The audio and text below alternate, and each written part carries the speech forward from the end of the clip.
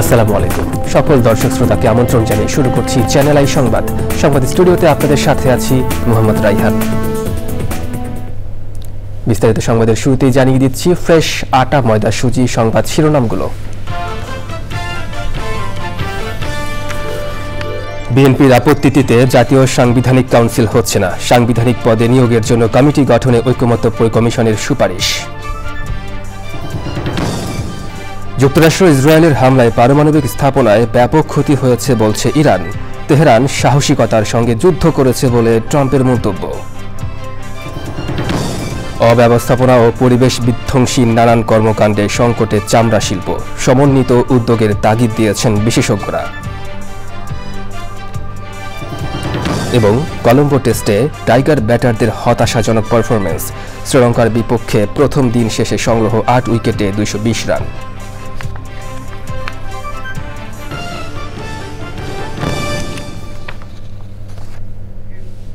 সংবাদ শিরোনামগুলো জানাচ্ছিলাম। এখনকার এই সংবাদ আয়োজন একই সঙ্গে চ্যানেল আই এর ইউটিউব চ্যানেল এবং চ্যানেল আই এর ওটিটি প্ল্যাটফর্ম আই স্ক্রিনে লাইভ স্ট্রিম হচ্ছে। এবার বিস্তারিত প্রসঙ্গ। কয়েকদিনের আলোচনার পরেও সংবিধানে রাষ্ট্রের ৪টি মূল নীতি পরিবর্তনের ব্যাপারে রাজনৈতিক দলগুলোর ঐকমত্য হয়নি। এছাড়া জাতীয় সাংবিধানিক কাউন্সিলের নাম পরিবর্তন করে সংবিধান ও সংবিধিবদ্ধ প্রতিষ্ঠানের নিয়োগ কমিটি হিসেবে নতুন নাম প্রস্তাব করেছে ঐকমত্য কমিশন। বিএনপি নেতা সালাউদ্দিন আহমেদ বলেছেন, নাম পরিবর্তন করলেও এর কাঠামো নির্বাহী বিভাগের ক্ষমতা খর্ব করবে। জান্নাতুল বাকিয়া কেকার রিপোর্ট। সংস্কারের প্রশ্নে জাতীয় ঐকমত্য কমিশনের ধারাবাহিক আলোচনার জন্য বুধবার ৫টি ইস্যু নির্ধারিত থাকলেও দীর্ঘ সময় রাষ্ট্রের ৪ মূলনীতি নিয়ে রাজনৈতিক দলগুলো আলোচনা করে, তবে ঐকমত্য হয়নি। সংবিধানে ধর্মীয় নিরপেক্ষতার পরিবর্তে ধর্মীয় স্বাধীনতা ও সম্প্রীতির নতুন প্রস্তাব নিয়ে আলোচনা হয়। এনসিপি সদস্য সচিব আক্তার হোসেন ৭২-এর সংবিধানের ৪ মূলনীতিকে এক ব্যক্তি ও মুজিববাদী চেতনার প্রতিফলন উল্লেখ করে বাদ দেওয়ার পক্ষে মত দিয়েছেন। যে মূলনীতিগুলো এসেছে সেগুলো দলীয় মূলনীতি, ৭২-এর মূলনীতি একটা মুজিববাদী মূলনীতি। অন্যদিকে গণফোরাম, সিপিবি সহ বাম দলগুলোর প্রতিনিধিরা বলছেন, ১৯৭২-এর সংবিধানের রাষ্ট্রীয় ৪ মূলনীতি রেখেই জাতীয় ঐকমত্য কমিশন প্রস্তাবিত নতুন মূলনীতি যুক্ত করা যেতে পারে, কিন্তু ৭২-এর মূলনীতি বাদ দিয়ে ঐকমত্য কমিশন নতুন মূলনীতি করলে মানবেন না তারা। আওয়ামী লীগের বিরোধিতা করতে গিয়ে, মুজিবের বিরোধিতা করতে গিয়ে এখানে পুরো মুক্তিযুদ্ধের ক্রেডিটটা কিন্তু আওয়ামী লীগ ও মুজিবকেই দেওয়া হচ্ছে। জাতীয় সাংবিধানিক কাউন্সিল এনসিসি থেকে সরে এসে নতুন প্রস্তাব দিয়েছে জাতীয় ঐকমত্য কমিশন। প্রস্তাবিত সংবিধান ও সংবিধিবদ্ধ প্রতিষ্ঠানের নিয়োগ কমিটির ধারণার সাথেও একমত হয়নি বিএনপি।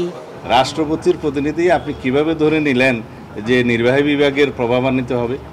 সেটা তো নাও হতে পারে। সেখানে বলা আছে তাদের প্রস্তাব, যদিও এটার সাথে আমরা দ্বিমত, যে আইন দ্বারা নির্ধারিত। এখন আইন দ্বারা কি নির্ধারিত হবে সেটা যদি সেই কমিটি হয় তখন, কিন্তু এই কমিটির ধারণার সাথেই তো আমরা একমত না। বিএনপি বলছে যে আমরা ১০ বছর সর্বোচ্চ এই পয়েন্টে একমত, তবে এই যে সাংবিধানিক ও সংবিধিবদ্ধ প্রতিষ্ঠানের যে নিয়োগ কমিটি, এই টাইপের কমিটি কিছু থাকতে পারবে না। আলোচনায় রাজনৈতিক দলগুলোর ঐকমত্য না হওয়ায় হতাশ কোনো দল। আমরা এমন এক জাতি, কোনোদিন আমরা ঐকমত্যে পৌঁছাতে পারবো না, এটাই আমাদের জাতীয় মূলনীতি। সাংবিধানিক ও সংবিধিবদ্ধ কমিশনের নিয়োগের জন্য যে কমিটি করা হয়েছে এনসিসি থেকে, আমি মনে করি অনেক কম ক্ষমতা সম্পন্ন। জাতীয় ঐকমত কমিশন মনে করে ছাড় দিয়ে ঐকমতে পৌঁছানো সম্ভব।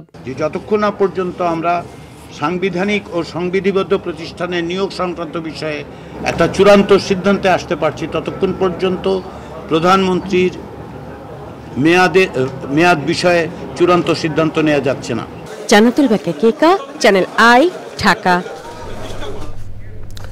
ফেসবুক, ইনস্টাগ্রাম, থ্রেডস, মেসেঞ্জার এবং হোয়াটসঅ্যাপ সহ বেশ কয়েকটি সামাজিক যোগাযোগ মাধ্যম এবং যোগাযোগ প্ল্যাটফর্ম পরিচালনাকারী প্রতিষ্ঠান মেটাকে সামাজিক সম্প্রীতি ব্যাহত করে এবং ঘৃণা ছড়ায় এমন অপতথ্য মোকাবেলায় আরও কার্যকর উপায় খুঁজে বের করার আহ্বান জানিয়েছেন প্রধান উপদেষ্টা প্রফেসর মোহাম্মদ ইউনূস। রাষ্ট্রীয় অতিথি ভবন যমুনায় প্রধান উপদেষ্টার সঙ্গে মেটার এশিয়া প্যাসিফিক অঞ্চলের পাবলিক পলিসি বিষয়ক ভাইস প্রেসিডেন্ট সাইমন মিলনার এবং public policy manager Rujan Sarwar সাক্ষাৎ করতে গেলে তিনি এ আহ্বান জানান। প্রধান উপদেষ্টা বলেন, অপতথ্য একটি বড় সমস্যা। এর বিরুদ্ধে লড়াই করার জন্য অবশ্যই কার্যকর উপায় খুঁজে বের করতে হবে। অধ্যাপক ইউনুস বলেন, একটি ভুল শব্দ পুরো দেশকে অস্থিতিশীল করতে পারে। মেটা কর্মকর্তা মিলনার বলেন, মিথ্যা তথ্য প্রতিরোধে তারা বাংলাদেশের অন্তর্বর্তী সরকারের সঙ্গে কাজ করতে প্রস্তুত। এবার ইরান ইসরায়েল যুদ্ধ প্রসঙ্গ।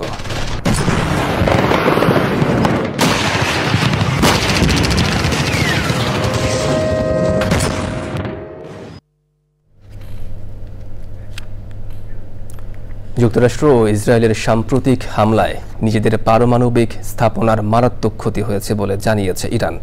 ইরানের পররাষ্ট্র মন্ত্রণালয়ের মুখপাত্র ইসমাইল বাঘাই বলেন, এসব স্থাপনায় বারবার হামলার কারণে ব্যাপক ক্ষতি হয়েছে। তবে পেন্টাগনের ফাঁস হওয়া প্রতিবেদন অনুযায়ী যুক্তরাষ্ট্রের সাম্প্রতিক হামলায় ইরানের পারমাণবিক স্থাপনার বড় কোনো ক্ষতি হয়নি। মার্কিন প্রেসিডেন্ট ডোনাল্ড ট্রাম্প বলেছেন, ইসরায়েলের সঙ্গে যুদ্ধে সাহসিকতার সঙ্গে লড়াই করেছে ইরান। নেদারল্যান্ডসে সামরিক জোট ন্যাটোর সম্মেলনে সাংবাদিকদের সঙ্গে আলাপে এই মন্তব্য করেন তিনি। ট্রাম্প বলেন, ইরানের অর্থনীতি পুনরুদ্ধারে অর্থের প্রয়োজন, সেজন্য চীন চাইলে ইরানের কাছ থেকে তেল কিনতে পারে। ইরানের বিরুদ্ধে যুদ্ধে সহায়তার জন্য মার্কিন প্রেসিডেন্ট ডোনাল্ড ট্রাম্পকে আবারও ধন্যবাদ জানিয়েছেন ইসরায়েলের প্রধানমন্ত্রী বেনিয়ামিন নেতানিয়াহু। এবার অন্যান্য সংবাদ। দেশের অন্যতম সম্ভাবনাময় অর্থনৈতিক খাত চামড়া শিল্প। মানসম্মত কাঁচামাল ও আমদানিকারকদের বিপুল আগ্রহের বিপরীতে অব্যবস্থাপনা ও পরিবেশ বিধ্বংসী নানান কর্মকাণ্ডে সংকটে এই খাত। পরিবেশ বান্ধব প্রযুক্তি, স্বাস্থ্যকর কর্মপরিবেশ নিশ্চিতের পাশাপাশি সমন্বিত উদ্যোগে চামড়া খাত এগিয়ে যাবার পাশাপাশি বয়ে আনবে জাতীয় অর্থনৈতিক সমৃদ্ধি, বলছেন বিশেষজ্ঞরা। চামড়া শিল্প বর্জ্যে পরিবেশ দূষণ নিয়ে আফরোজা হাসির ডেস্ক রিপোর্ট। উন্নয়ন অগ্রযাত্রায় বিশ্বের সাথে তাল মিলিয়ে শিল্পায়নের সর্বাধিক গুরুত্ব দিচ্ছে বাংলাদেশ। তৈরি পোশাক, বস্ত্র, ওষুধ শিল্পের মতো দেশের অর্থনীতিতে ভূমিকা রাখছে চামড়া ও পাদুকা শিল্প। তবে সনাতন পদ্ধতি, অস্বাস্থ্যকর পরিবেশ আর যথাযথ বর্জ্য ব্যবস্থাপনার অভাবে প্রাণ প্রকৃতি ধ্বংসের পাশাপাশি ছড়াচ্ছে নানা রোগ জীবাণু। কাঁচা চামড়া প্রক্রিয়াজাতকরণে শুরু থেকে শেষ পর্যন্ত প্রতিটি ধাপে chromium, cadmium, cyanide, phenol, arsenic সহ প্রায় 92 ধরনের কেমিক্যাল ব্যবহার করা হয়। এই শিল্পের রাসায়নিক পদার্থ ও ভারী ধাতু মিশ্রিত অধিকাংশ বর্জ্যই পরিশোধন ছাড়াই চলে যাচ্ছে পার্শ্ববর্তী নদী, নালা, খালে। পরিবেশ সুরক্ষায় ব্যর্থ হওয়ায় শিল্পোন্নত দেশগুলোতে চামড়াজাত পণ্য রপ্তানির অনুমতি পায়নি দেশের অধিকাংশ কারখানা। এতে বছরে প্রায় $50 কোটি বৈদেশিক মুদ্রা আয় থেকে বঞ্চিত হচ্ছে বাংলাদেশ। চলমান সংকট নিরসনে আধুনিক বর্জ্য ব্যবস্থাপনার পাশাপাশি পরিবেশ বান্ধব কর্মপরিবেশ নিশ্চিত জরুরি। এতে একদিকে বহির্বিশ্বে বৃদ্ধি পাবে বাংলাদেশের চামড়া ও চামড়াজাত পণ্যের চাহিদা, অন্যদিকে ভালো থাকবে পরিবেশ, উন্নত হবে দেশের অর্থনৈতিক অবস্থানও। আফরোজা হাসি, প্রকৃতি ও জীবন ডেস্ক, চেন্নাই। দর্শক, চামড়া শিল্প বর্জ্যে পরিবেশ দূষণ নিয়ে পর্ব দেখবেন আজ রাত 10:15 প্রকৃতি ও জীবন অনুষ্ঠানে। শহর নগরে দিনে দিনে বাড়ছে ছাদ কৃষি, তবে অধিকাংশ ক্ষেত্রে সমস্যা দেখা দেয় মানসম্মত চারা প্রাপ্তিতে। এই সমাধানে ঢাকার শেরেবাংলা নগর মণিপুরি পাড়ায় ভবনের উপরে নার্সারি গড়ে তুলেছেন এক উদ্যোক্তা। বিস্তারিত জানাচ্ছেন শাইখ সিরাজ। ঢাকার মণিপুরি পাড়া, এখানে 6 তলা ভবনের উপরে মাত্র 2200 বর্গফুট আয়তনের ছাদে গড়ে তোলা হয়েছে এক বাণিজ্যিক নার্সারি। উদ্যোক্তা মাসুদ রেজা নার্সারি শিল্পের দীর্ঘ অভিজ্ঞতাকে কাজে লাগিয়ে তৈরি করেছেন 70 জাতের রঙিন বিদেশি কাঠগোলাপ এবং উন্নত জাতের আনারের নার্সারি। এগুলো সবই থাইল্যান্ড থেকে? সবই থাইল্যান্ড থেকে। আচ্ছা, এটা কি নাম? এটা হচ্ছে ডায়মন্ড, এটা হচ্ছে স্টার ডায়মন্ড। Star diamond. এটা লুল লাইন, এটাও একটা কালার। এটা হচ্ছে অস্ট্রেলিয়ান আনার। অলমোস্ট সব ছাদ কৃষির বাগানে আমরা একটা দুটো আনার গাছ দেখতে পাই। কিন্তু সবার ছোট ছোট। হ্যাঁ হ্যাঁ, এর কারণটা হচ্ছে আপনার তার খাদ্যটা বোঝে না। কেউ যদি ডিমের খোসাটা মাটি প্রিপারেশন করার সময় ক্রাশ করে দিয়ে দেয়, আমার মনে হয় তা ডিমের খোসাতে প্রচুর ক্যালসিয়াম আছে, প্রচুর ক্যালসিয়াম। এই চারার শতভাগ ছাদ কৃষি উপযোগী, যা তুলনামূলক সাশ্রয় মূল্যে বিক্রি করেও মিলছে বাণিজ্যিক সাফল্য। এরকম একটা ড্রামের গাছ কত বিক্রি হচ্ছে? এগুলি একটা ড্রামের গাছ বিক্রি হচ্ছে 8,000 টাকা। আর এই চারাগুলো? চারা বিক্রি করছি 1,000 থেকে 1,200 টাকা। এখান থেকে আপনার আয়টা কিরকম হয়? সত্যি কথা এরকম হয়েছে যে সেটা হচ্ছে যে আমাকে কাঠগোলাপগুলোকে আমাকে বেঁধে রাখতে হয়েছে, এইটা এই নার্সারি নেবে, এইটা এই নার্সারি নেবে, এইটা এই নার্সারি নেবে। সেই বছরে আমি প্রায় 10.5 লাখ টাকার। এমন উদ্যোগ নগরীর তরুণ তরুণী এবং বিশেষ করে গৃহিণীদের জন্য সৃষ্টি করতে পারে আত্মনির্ভরশীল হওয়ার নতুন পথ। আমার ছাদ কখনো খালি থাকে না, সবসময় ছাদ ভরা থাকে, সবুজের কোনো অভাব নাই। আপনি ওটা পাবেন, আপনি ব্যবসায়িকভাবে লাভবান হবেন এবং এই দেশের যে সবুজের আকাঙ্ক্ষা সেটা পূরণ করতে পারবেন। এই তিনটা জিনিসের সমন্বয় করতে পারবেন যদি শুধু আপনি ব্যবসায়িক চিন্তাভাবনা থেকে যান। নগরে বসেও ছাদগুলো ফেলে না রেখে হতে পারে আয়ের একটা উৎস, যা প্রমাণ করেছেন ঢাকার মণিপুরি পাড়ার মাসুদ রেজা। ছিলেন একসময় নার্সারি উদ্যোক্তা, ব্যবসায়ী, সেটাকে রূপান্তর করেছেন ছাদ থেকে এসে আরেকটা বড় আকারের নার্সারি, যেটা অন্যান্য ছাদ কৃষি যারা করছেন তাদের জন্য হতে পারে একটা অনুকরণ। ঢাকার মণিপুরি পাড়া থেকে শাইখ সিরাজ, চ্যানেল আই। দর্শক, এ নিয়ে বিস্তারিত প্রতিবেদন দেখবেন আজ বেলা 3টা 5 মিনিটের হৃদয়ে মাটি ও মানুষের ডাক অনুষ্ঠানে। এবার কৃষি সংবাদ।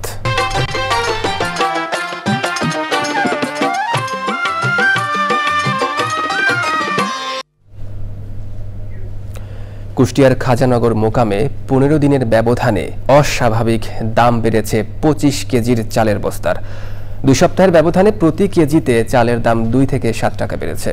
মিলগুলোতে যেখানে প্রচুর ধান ও চাল মজুদ রয়েছে, ঠিক সেই সময়ে দাম বৃদ্ধিকে অযৌক্তিক মনে করছেন খুচরা বিক্রেতারা ও খাদ্য কর্মকর্তারা। আনিসুজ্জামান ডাবলুর পাঠানো তথ্য ও ভিডিওচিত্রে রাজীব আহমেদের রিপোর্ট। খাজানগর মোকাম জুড়ে এখন কর্মচাঞ্চল্য। প্রতিটি মিলের গোডাউনে ধান ও চালের পর্যাপ্ত মজুদ রয়েছে। ট্রাক ভরে নতুন ধানও আসছে। ঈদের আগে যেখানে মানভেদে সরু জাতের 25 কেজির বস্তার দাম ছিল 1,680 টাকা থেকে 1,720 টাকা, সেই চাল এখন 1,820 টাকা থেকে কোনো কোনো মিলে 1,900 টাকায় বিক্রি হচ্ছে। মোকামে যারা কিনে, যারা ব্যবসায়িক, তারা কিছু কিছু সময় ধান কিনে স্টক করে রাখে, ওইটা থেকে বৃদ্ধি করায়। এখন তাদের হাতে সব কিছু। 2 মাসে যারা ধান কিনছে সেটাকে আপনার রেগুলাইজ করতে গেলে চালের দাম এখন বাড়ার কোনো সুযোগ নেই। আমি মনে করি যে আগের যে ধান কিনে আসছে সেই ধান এর চাল যদি তারা প্রায় 1-1.5 মাস বিক্রি করে, 1-1.5 মাস পরে চালের দাম বাড়তে পারে। তাই এটা আমার মনে হয় যারা বাড়াচ্ছে বা যারা করতেছে এটার ভিতরে তারা মানে কোনো হিসাবে কোনো ভুল ত্রুটি আছে। দাম বাড়ার প্রভাব পড়েছে খুচরা বাজারেও। মিনিকেটটা 80-90-100 টাকা বাড়ছে বস্তার উপর। ওই কাজের তো ওরকমই সব কিছুই দাম বেশি হয়ে গেছে। কেজিতে সর্বোচ্চ কয় টাকা? কোনটা? 4 থেকে 5 টাকা বাড়ছে কেজির উপরে। খাদ্য বিভাগের কর্মকর্তারা বলছেন, চালের দাম বাড়ার পেছনে অন্য কোনো কারণ আছে কিনা তা খতিয়ে দেখা হচ্ছে। যে সকল মিলার আজকে ধান কিনে কালকেই চালের দাম বৃদ্ধি করার যে প্রবণতা তাদের লক্ষ্য করছি, তাদেরকে কিন্তু আমরা কঠোর হুঁশিয়ারি দিয়েছি এবং তাদের এক্ষেত্রে অবশ্যই আইনের আওতায় ব্যবস্থা গ্রহণ করা হবে, এটার কোনো সুযোগ নেই। প্রতিদিন খাজানগর মোকাম থেকে সারা দেশে 150 থেকে 200 ট্রাক পর্যন্ত চাল সরবরাহ করা হয়। Rajib Ahmed, channel I. এবার প্রকৃতি সংবাদ।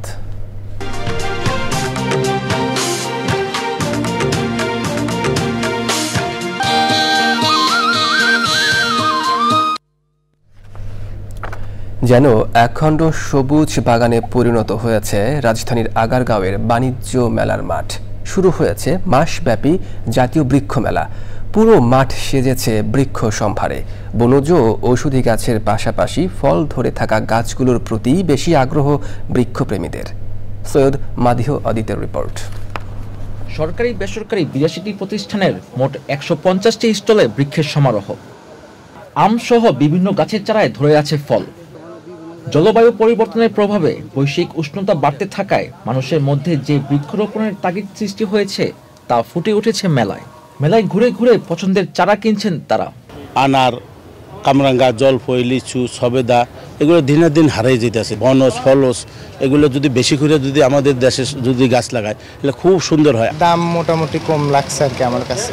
বাগান বিলাসীর অনেকগুলো কালার নিয়েছি আর কি, অনেকগুলো জাত, অলমোস্ট 60টার মতো আর কি। লোহা শাল আছে, ঠিক আছে, এই যে লাল চন্দনের চারা আবার আছে, এখানে যে তাল, এখানে যে আবার এই যে উন্নত মানের খেজুর গাছ, ঠিক আছে, এই যে খেজুরের গ্যাডাপটা দেখেন, এটা কিনা হলো সাকার। মেলায় ক্রেতাদের উপস্থিতিও উল্লেখযোগ্য। নতুন নতুন বৃক্ষের সঙ্গে পরিচিত হচ্ছে তারা। মেলার মাধ্যমে মানুষের মধ্যে সচেতনতা যেমন বাড়ছে, তেমনি সবুজায়ন বাড়বে বলে আশা সংশ্লিষ্টদের। এই যে 12 মাসি কদবেল, এদের কদবেলও অনেক কিন্তু দাম। আপনি একালি কদবেল কিনলেও 400 টাকা লাগে। এই যে কদবেলের চাষ করতে পারবে আমাদের কৃষক। চন্দন গাছ এটা খুব দামি গাছ, এই চন্দন থেকে অনেক ইনকাম করা সম্ভব। জাতীয় বৃক্ষরোপণ অভিযান ও মাসব্যাপী বৃক্ষমেলা চলবে 24 জুলাই পর্যন্ত। সৈয়দ মাদিহ অদিত, চ্যানেল আই, ঢাকা। দর্শক, এবার খেলার খবর।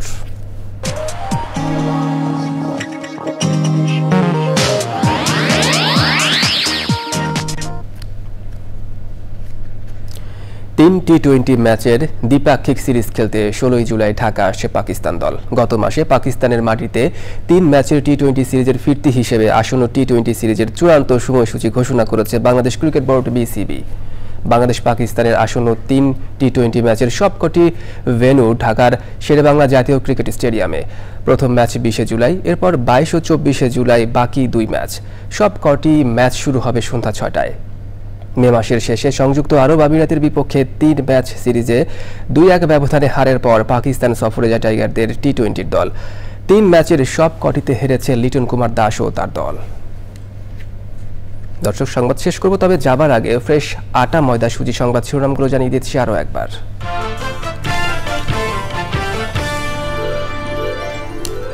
বিএনপির আপত্তিতে জাতীয় সাংবিধানিক কাউন্সিল হচ্ছে না। সাংবিধানিক পদে নিয়োগের জন্য কমিটি গঠনে ঐকমত্য কমিশনের সুপারিশ। যুক্তরাষ্ট্র ইসরায়েলের হামলায় পারমাণবিক স্থাপনায় ব্যাপক ক্ষতি হয়েছে বলছে ইরান। তেহরান সাহসিকতার সঙ্গে যুদ্ধ করেছে বলে ট্রাম্পের মন্তব্য। অব্যবস্থাপনা ও পরিবেশ বিধ্বংসী নানান কর্মকাণ্ডে সংকটে চামড়া শিল্প। সমন্বিত উদ্যোগের তাগিদ দিয়েছেন বিশেষজ্ঞরা। এবং কলম্বো টেস্টে টাইগার ব্যাটারদের হতাশাজনক পারফরমেন্স। শ্রীলঙ্কার বিপক্ষে প্রথম দিন শেষে সংগ্রহ 8 উইকেটে 220 রান।